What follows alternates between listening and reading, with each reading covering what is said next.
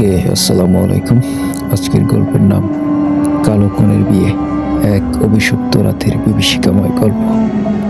তাহলে শুরু করা যাক।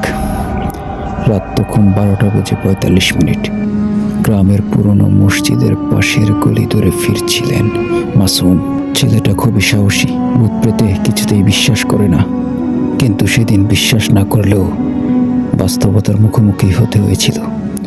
রাস্তার চারপাশ নিঃশব্দ, শুধু গাছের পাতায় বাতাসের শব্দ, আর দূরে কোথাও এক পাল শিয়ালের হাহাকার। মাসুম একটু অস্থিরতা বোধ করছিল, হাঁটার গতি একটু বাড়িয়ে দিল। হঠাৎ একটা খিলখিল হাসির শব্দ কানে এলো। সে চমকে উঠে চারদিকে তাকালো। কোথাও কেউ নেই। ভ্রম হচ্ছে বোধহয়, নিজেকে বোঝাতে লাগলো সে। কিন্তু পরের মুহূর্তেই তার ঠিক পেছনে মাথার কাছেই কেউ ফিসফিস করে বলল, আজ আমার বিয়ে, আমাকে সাজিয়ে দেবে। মাসুমের শরীর কেঁপে উঠল, গলার কাছে শ্বাস আটকে গেল। সে ধীরে ধীরে পেছনে ফিরল, আর চোখে যা দেখল, সাদা শাড়ি পরা এক মেয়ে, কিন্তু তার মুখ ছিল সম্পূর্ণ কালো, যেন কেউ আগুনে পুড়িয়ে দিয়েছে। মেয়েটির ঠোঁট ছিঁড়ে গেছে, এক পাশে দাঁত বেরিয়ে আসছে, চোখ দুটো গর্তের মতো কালো। মাসুমের মাথা ঝিমঝিম করতে লাগলো। দৌড়ে পালাতে গিয়ে সে বুঝতে পারলো সে নড়তে পারছে না।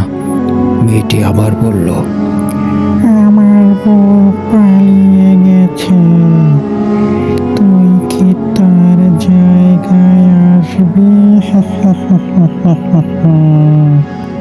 এই বলেই মেয়েটি হাত বাড়িয়ে দিল। তার হাত সে হাত ছিল মানুষের নয়, হাড় বের হয়ে থাকা লম্বা কালো মুখওয়ালা একটা হাত।